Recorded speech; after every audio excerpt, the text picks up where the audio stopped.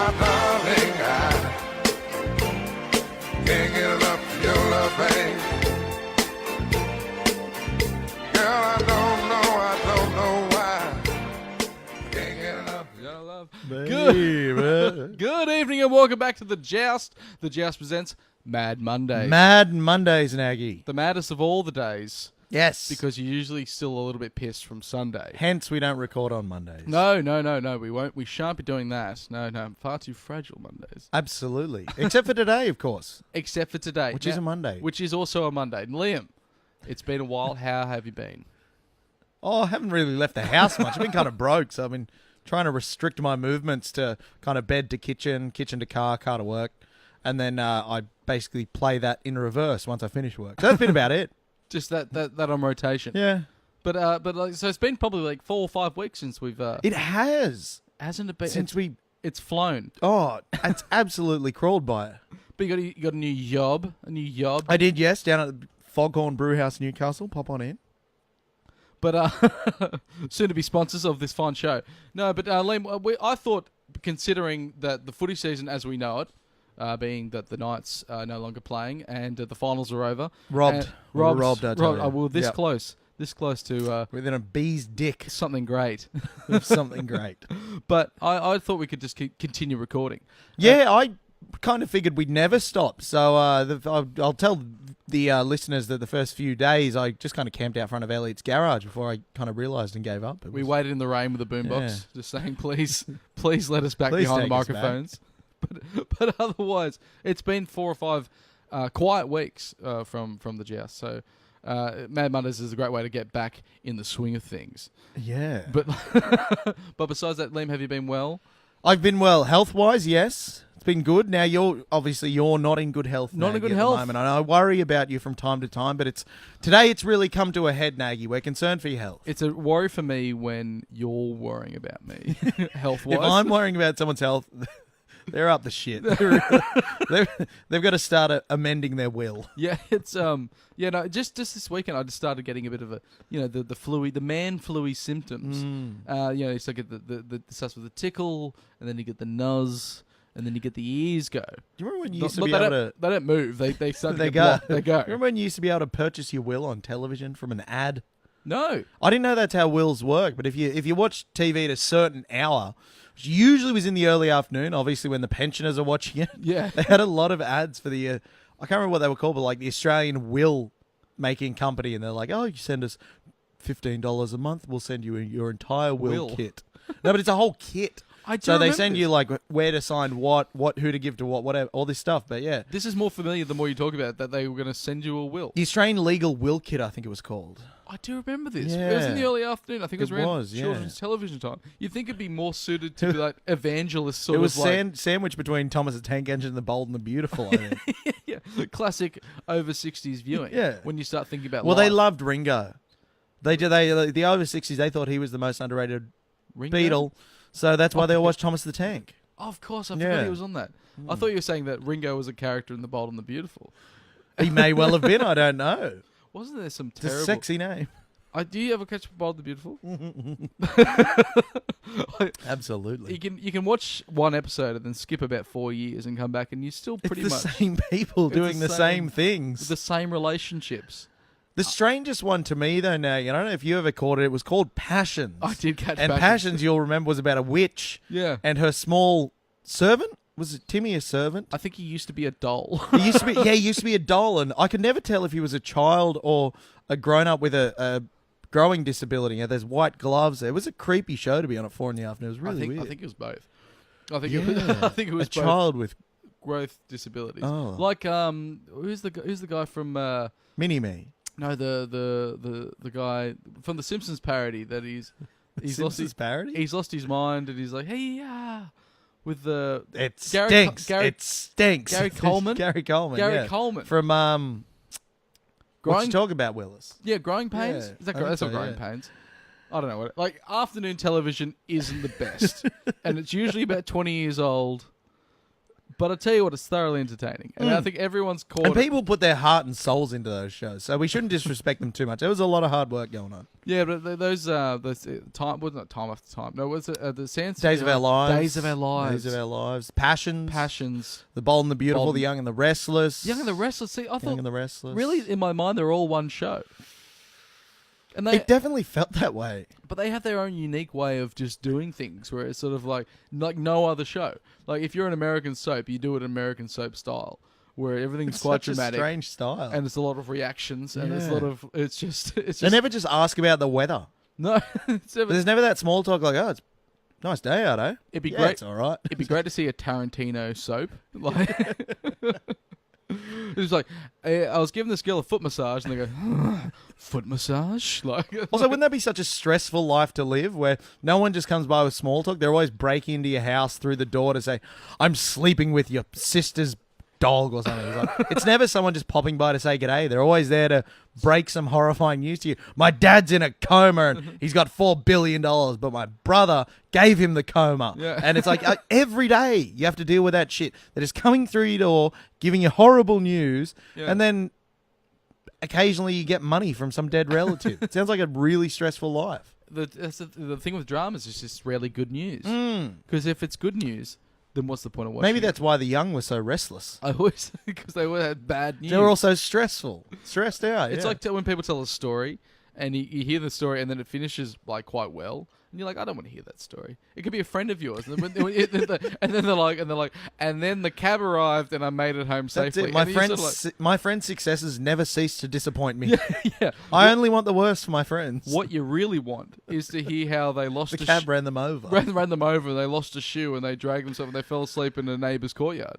That's Absolutely. What, that's what which I possibly did with it. We've definitely both done it yeah. from time to time, and look, it happens. We won't deny that it doesn't happen to the best of us. It but happens. No. They're the funniest stories. But yeah, no, I did lose my phone after the night. You did lose your phone after the night. The 97 relived. And boy, did we relive 97 to the point at which I was like, okay, it's 97 and no one has mobile phones. So, So I don't want one. I'm going to discard mine.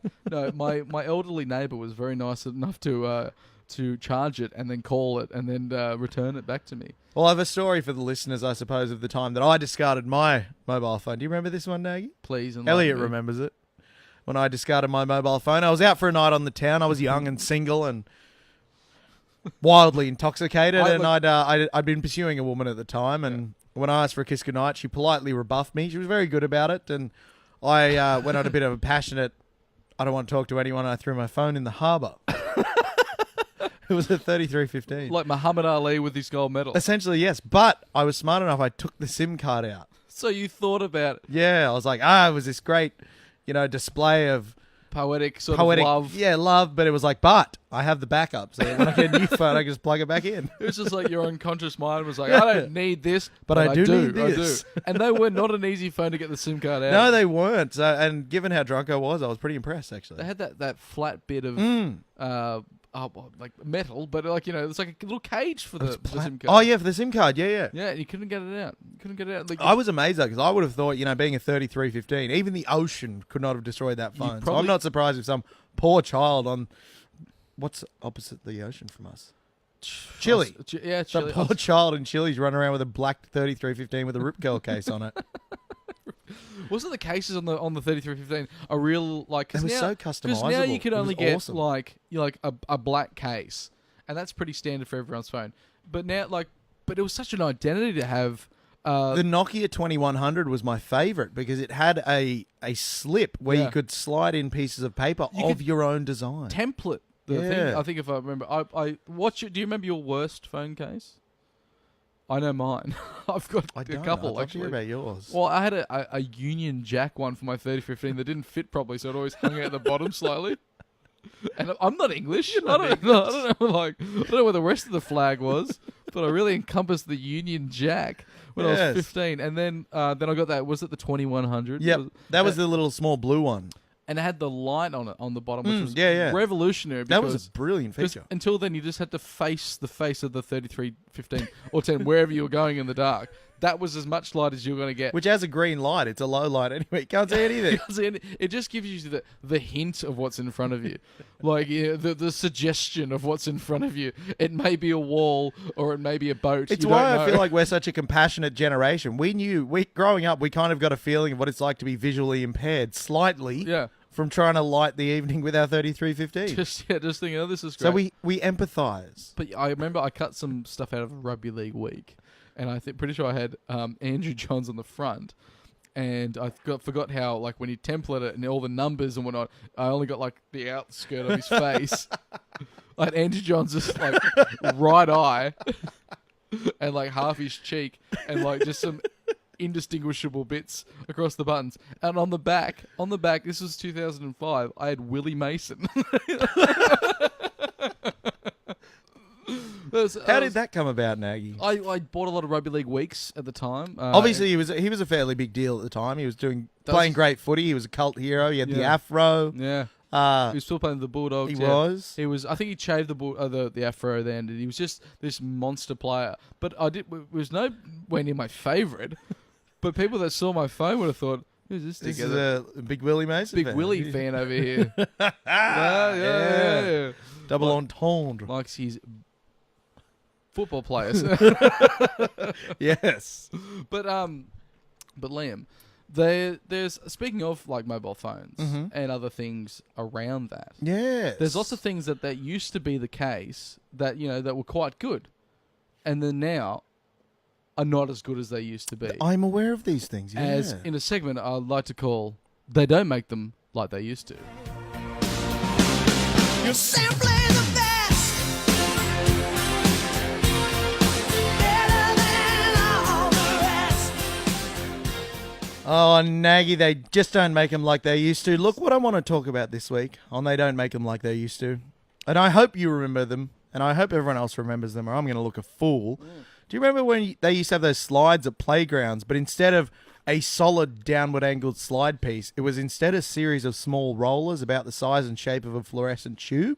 I don't. And so theoretically, it made sense because as you rolled down, it was like what you transport boxes on when you're sliding them through a factory. Yeah. It was a series of rollers, and as you're sliding down, the rollers obviously all go in the direction of motion, which is the way you're going. But then every once in a while, one of them, you'd put your hands down and one of them would get caught, and you'd end up smushing your fingers between these two rollers. And you'd always leave with blood blisters. And also because they were metal, they were very hot on your bum. And I remember the Coffs Harbour, the park, so off this is- Park Beach. So hang on, this is like to fill me in visually. Yep. So this wasn't an enclosed slide. No, it was a regular downward angled slide at your classic 45-degree angle, except just- instead of a solid sliding, no, it was a wide slide. Okay. But instead of a solid slide with a flat surface, it was a series of like fluorescent tubes almost made of metal. Also tubes. Yeah, so I'm they thinking, roll. like, individual like skateboard wheel rollers. I'm like, terrible. You get your Oh, that wouldn't work at all, no. like you get your shirt jammed up in it. That'd be- Well, that was the thing. You did get your shirt jammed up in it, and often your fingers. was this some crazy thing that you had in Canada, or like you? Had No, it was like- in Coffs Harbour. Yeah, even there, it's pretty Well, far away. that's from, it. We were a few years behind up there. It's probably something that was really big in the 70s, Yeah. but no longer. Like, they were fun, but it was all, Coffs Harbour, it's a tropical paradise. It's 35 degrees all through summer, so you can't sit on it. You have that sense of And then half the danger. time you use it, you lose a finger to it. It was a silly slide. The- And yet we had so much fun. The fun, they were the golden years, weren't they, as They children? Is that sort of like... But it's that sense of danger that you used to get even in children's playgrounds, right, that you don't get anymore. Like wood chips Have you on the seen- bottom of the playground. Well, I think they still do the chips. No, they've all got that fancy plastic. Wood chips Oh, used yeah, to hurt, remember? The fancy plastic, which is great to land on, Mm. but not great to slide on. No. Because if you See, slide... wood chips are good for neither. No. And They're it also, sharp. if you come off any playground equipment onto wood chips, I don't know how... Wood chips have this magical ability just to go down your trousers and straight... Right up the toward- grundle. right up the grundle into like you can only get it. You need to completely shower your body because you can't fish them out one by one because a wood chip You'd look a pervert. at a playground. But you were children also. Yeah, you were children, but still, as a child, digging around was a fairly common occurrence. But if one was down there and it might have been like this big, like a half an inch long and a millimeter wide. Feels like it was like a stone this size. And then you've always got one in your sock as well. Yeah, they just man, it just wiggles down there. Yeah. And once it's down there, it's there. It's not going Until you get home. I feel like we've really gone against the theme of the segment. They don't make them like easy. They should, They and sh- so they shouldn't. They should- Wood chips were terrible. It was terrible. It was like you'd pray for a splinter. Splinter Oh. was like a sweet dream. Get it under the skin where it wouldn't move an inch. But like when it's just You know where it is. transferring You around, can see your enemy. yeah,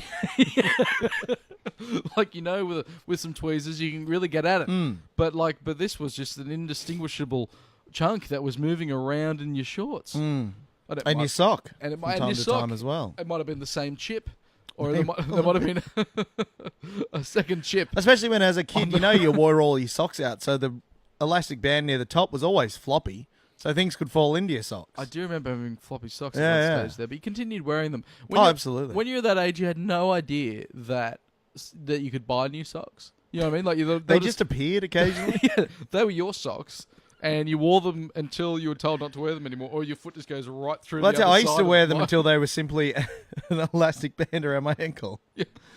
Not true. My parents were great parents and made sure I was always kept with an adequate supply of socks. Sorry, Mum and Dad. I remember wearing a rash shirt once to the point at which it stretched out. This might shock you, Liam. I'm going to break this to you, but I was a child that wore a rash shirt. I wore one too. Which, Doesn't it explain a lot? I've come full circle that now I want to wear a rash shirt again. I went through I went through the rash shirt years, some rash shirt free, carefree years. They're wonderful years, aren't they, the carefrees? But Yeah. the sunburns. And then, but then going back to wearing a rash shirt. I'm talking about the shame of the body. Yes. No, I'm well aware of the shame of the pale body being covered by the rash shirt and such. And Did you ever get rash shirt or did you ever get rash shirt rash? Like the thing that it's meant to prevent. No.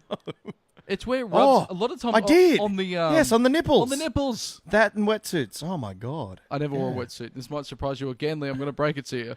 Never much of a No, surfer. but see, that was the logical next step of the rash shirt. It's a whole body rash shirt, Yeah. Well, it's like the rash shirt. like a rash suit. I never realized that the rash shirt was giving me chafe essentially on the nipples, and I thought there was sea lice biting me just particularly on the nipples. Yeah. I remember one stage. I remember getting home. I was like, "Well, this is quite sore," and I was looking at the fibers. I'm like, "There might be just a sea lice just worked its way in there, just like the bark, Just like the wood, bark. the wood chip did Yep. at the playground." Well, I got to say, Nagy, I once left a shirt at my one of my ex's houses, and when I got it back, let me tell you, it was the rash shirt. And that's all for the first half. Let's take a quick break, and we'll be right back.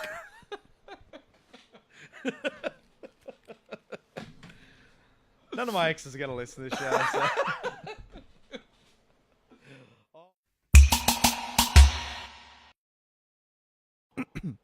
Welcome right back to the second part of the inaugural Mad Mondays. Mad Mondays. You were about to say the Joust, weren't you, Nagy? Well, the Joust presents, Brought to you by brought to you by. Joust, official sponsor of the episode. Thanks, Joust. Thank you, the boys from the Joust, Liam and Nagy. They do some great things out It's there. our pleasure. But Liam, we were discussing earlier how you might have met someone, not of fame, but of someone that had a connection to someone of fame. Yes, look, a couple of connections. There was a left connection, a few right connected. I think the boots got connected at some point. How was it? Please explain to. So, we all obviously remember Rex Hunt, famed AFL player, which Yeah. I've just learned, Yeah. and Fishing Man. And what people who know Rex Hunt are aware of is that he has a slight anger issue.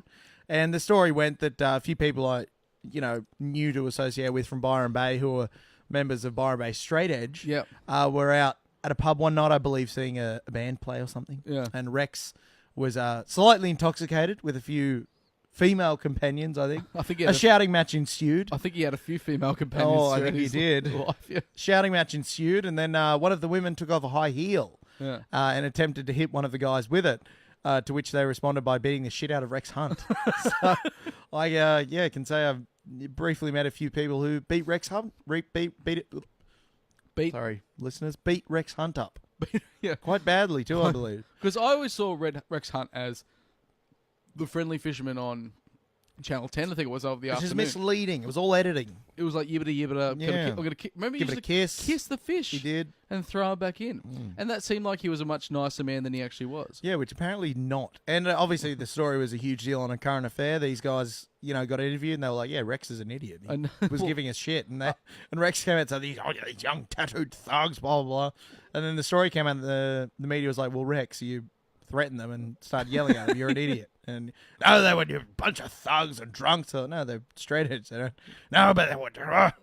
So at the end of the day, they beat the shit out of Rex Hunt. Rex Hunt. And because I remember seeing Rex Hunt on, I think it was like a video cut of a radio show when he was there with his wife and he looked quite somber and sorry. And I was like, what's this all about? They're like, and he's just sort of sitting there. And then they're like, that apparently Rex Hunt has had this long relationship with a prostitute. And then He's only human. He's only look.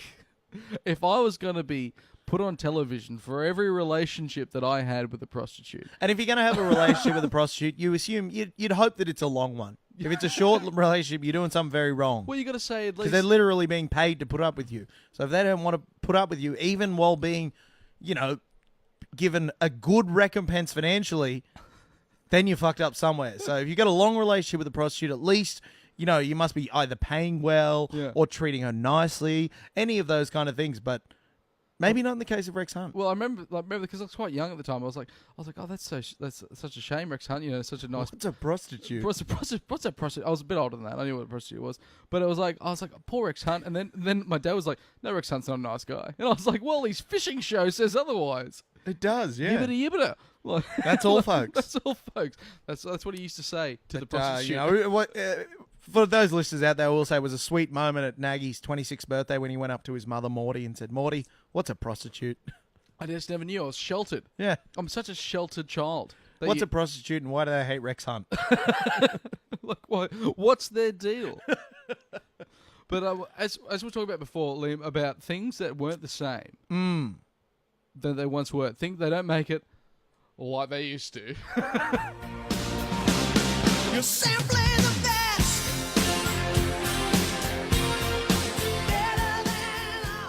Better than all the rest. And like I think this is also something through the week that's really ticked you off. Oh. And I'll let you, please. I am starting to get some severe back pain from my wallet, Nagy. Wallets. I'm Yes. sitting on my wallet. It's large. It's full of terrible things that I don't use. And I really need to streamline, get a new wallet, narrow it down, because I used to like my skinny wallets. But then I got this excellent wallet. It's a great wallet as a gift. Can I just show this Absolutely. everyone the girth of this wallet? Like It's girthy. If you have this in your back pocket, Which this- I do every day. that's like an inch and a half of something that you're constantly sitting on as well. Yeah. So it's got to be First, I've uncomfortable. had an inch and a half up my back pocket.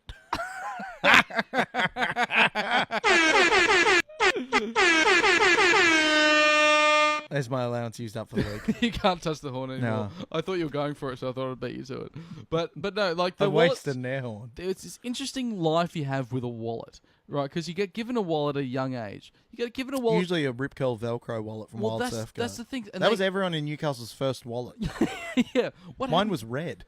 the Rip Curl business of making wallets and pencil cases out of the It's gone bust. out of the wetsuit pencil material. case? Yeah, you can jam a ruler in there that could be bigger than the pencil case, but you still fit in there because it's just it's bendy. But Nagy, you might know this look as well as a bartender. Yeah. I've got a very particular look for when a man orders a drink and I turn around to prepare it and then I just hear the of a Velcro wallet. I hope it's a small applause for the And man. I just think to myself, where has this man been for the last 20 years? This man who's still got a Velcro wallet. And it's just like you turn around to look at them again and you've got a whole new understanding of who they are and what their life's like. And it's like, I didn't know before, but now I've heard that, the ripping of the Velcro. I know a lot more about them as a person. It's like, but like those wallets when you had nothing to put in them, but And you they could- still. I remember at one point I had about 6 months worth of bus tickets, single-use bus tickets in one. But like that really like those Rip Curl Velcro ones with the coin section. That was a generous coin section because Still never enough though. but like you have enough to to hold enough coins, and that's all you had at the time was coins. You lived your life of coins. If you had a $2, like you're looking. Oh for my it. god! If you had $2, you may may well have been a bit of Bill Gates. Yeah, yeah, He yeah. may as well have been Bill. Bill Sorry, Gates. yeah. William Gates himself. William Gates himself. You might as well have been designing software and because of how And rich. ruling Silicon Valley.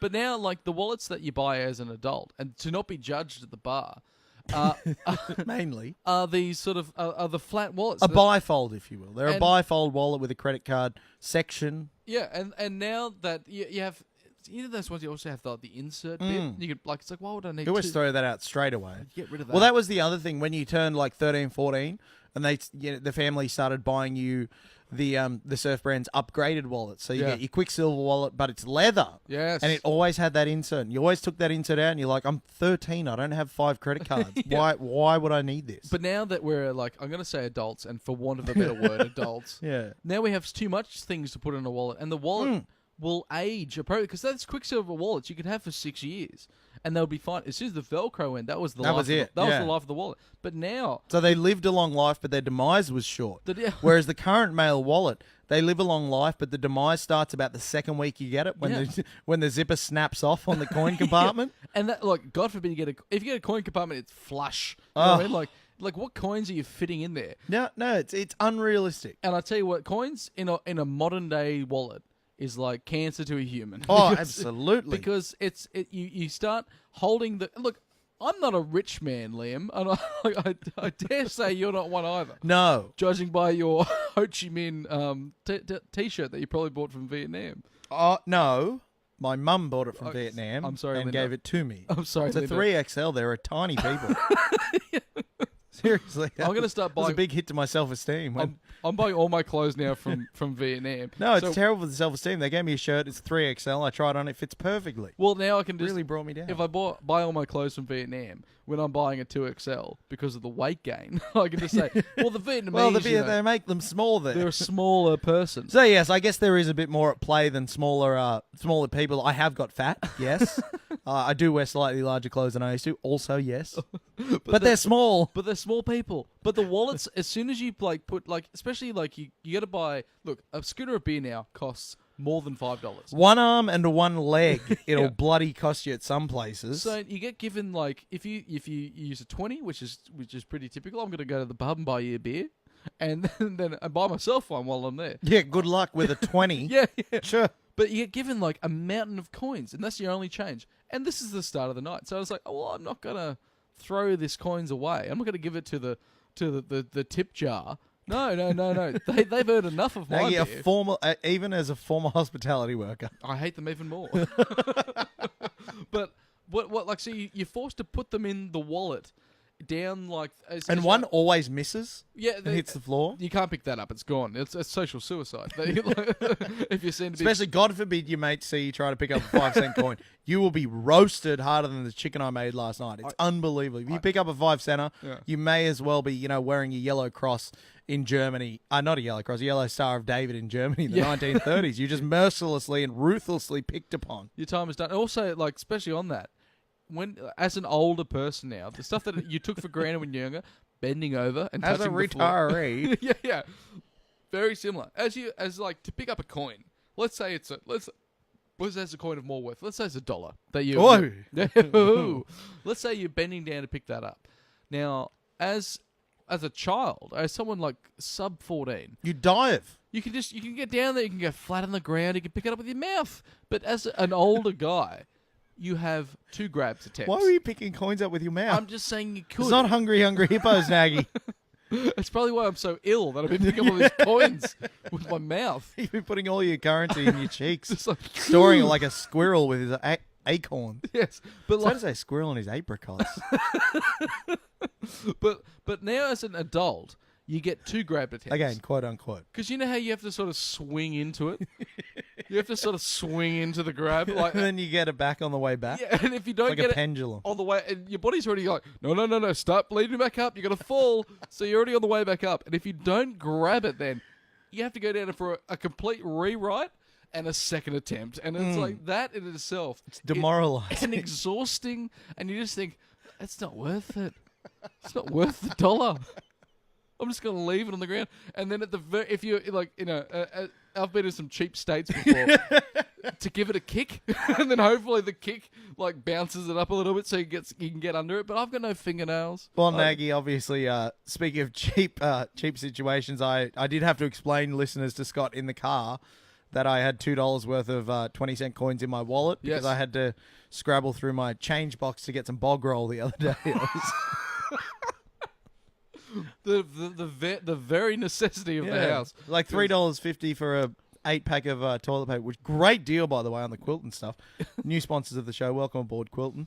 I had to scrabble through and get $3.50 in silver coins. But the funniest reaction to that I ever got was many years ago in one of my other very broke phases, which I seem to have had a lot of. They've strung together. Yeah, it's Almost- kind of like I've not had a lot of them. I've just had one really long one. But I went to BWS Mayfield, got a bottle of Chancellor & Co. Pinot Noir. New sponsors, welcome to the show.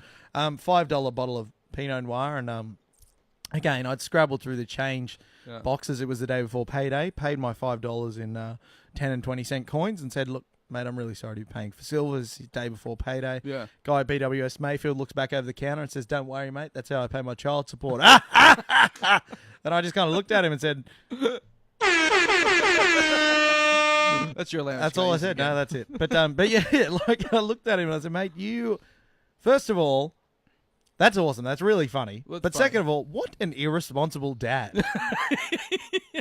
And that was, if someone who's buying a bottle of wine in silver coins thinks you're irresponsible, you're too far gone. You're already You're done. You're at the lowest rung you thought already, and then he took it and he was like, "Oh, there's a whole nother story down there. Come down these stairs, I'll show you what low is." And I didn't say anything because I was walking out of the place almost in tears laughing because I was like, that bloke has made much worse decisions than I have. So it kind of made me feel a lot better that day, actually. I think if anything from all this, we can decide that coins are just like an avenue to make you feel heaps poor because of how That's much, it. Coins are a tool of the rich Yeah. to make the poor feel... I think they make them so heavy feel poor. so the rich can throw them at the poor, and they're like sort of like weapons, you know? What I Yeah, mean? like in that classic episode where Monty Burns is throwing out silver dollars. 'Cause he wants to be liked. And one cuts into Lenny's head.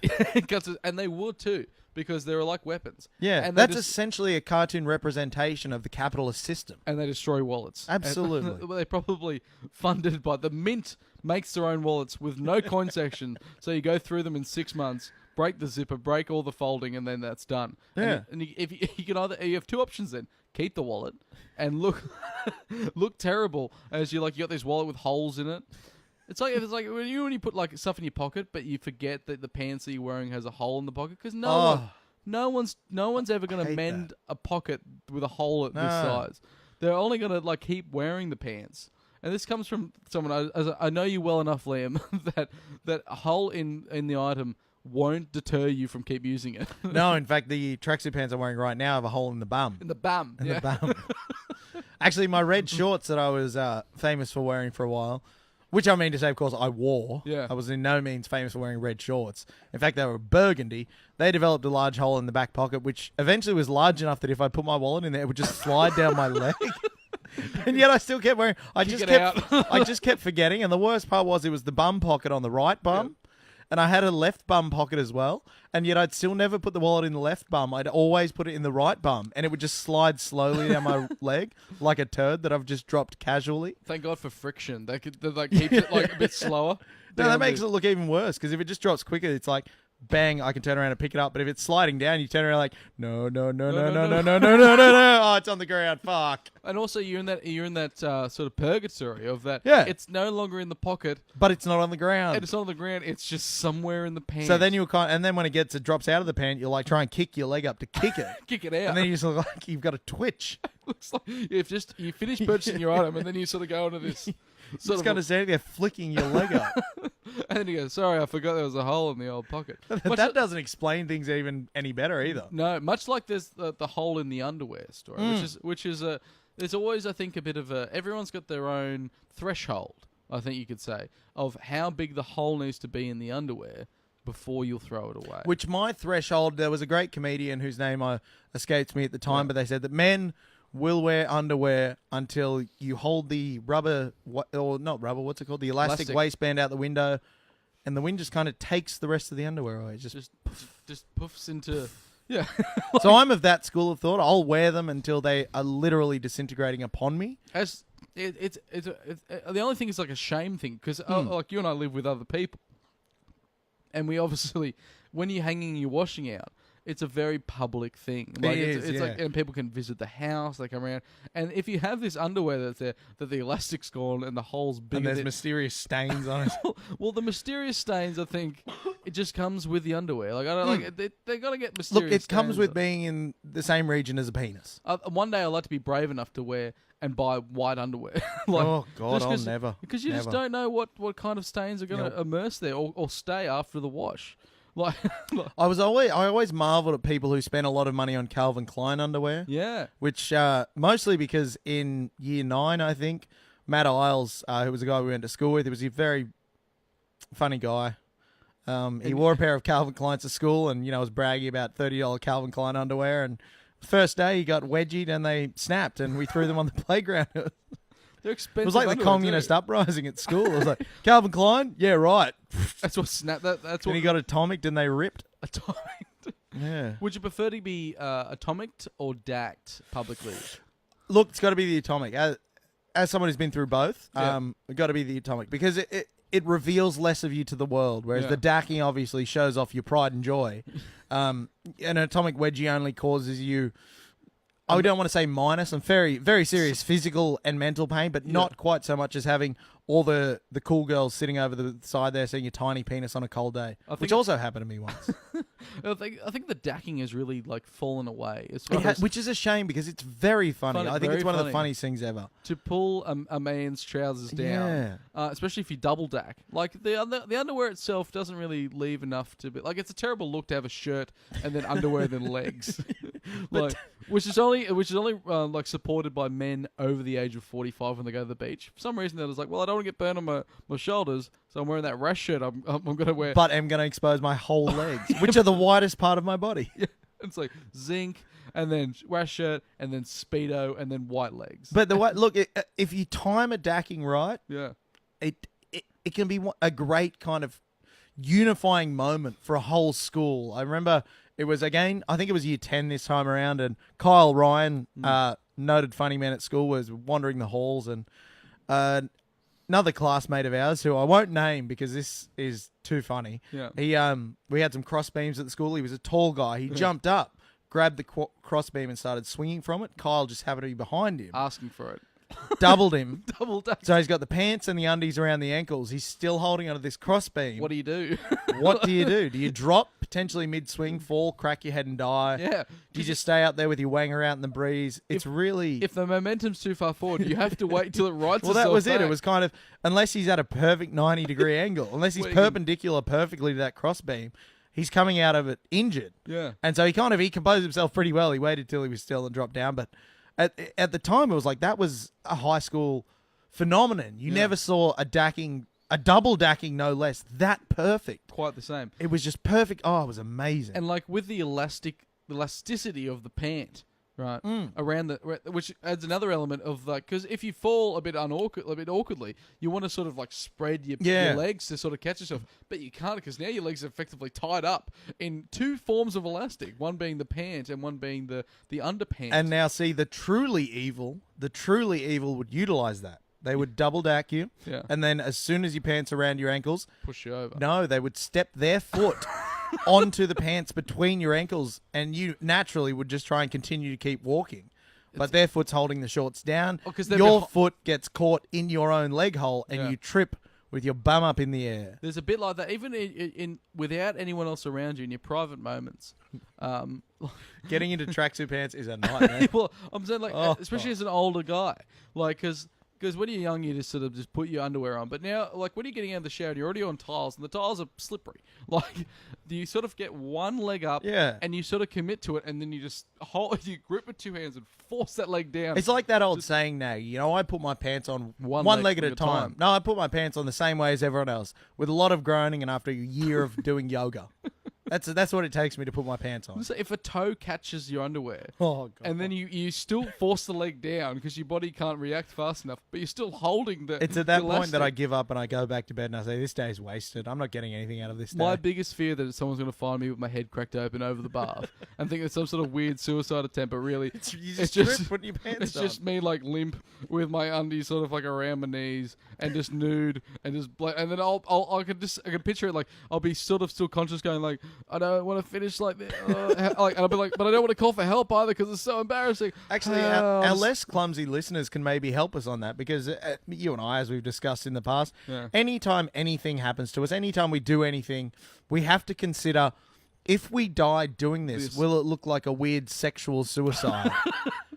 But I feel like other people who do more normal things, they don't. They're just like, I do a thing, I get it done, it's done. Whereas the things that we do and the way that we do things, we have to take into account that if I fall and split my head there, they're going to say some strange things about me Liam, when I die.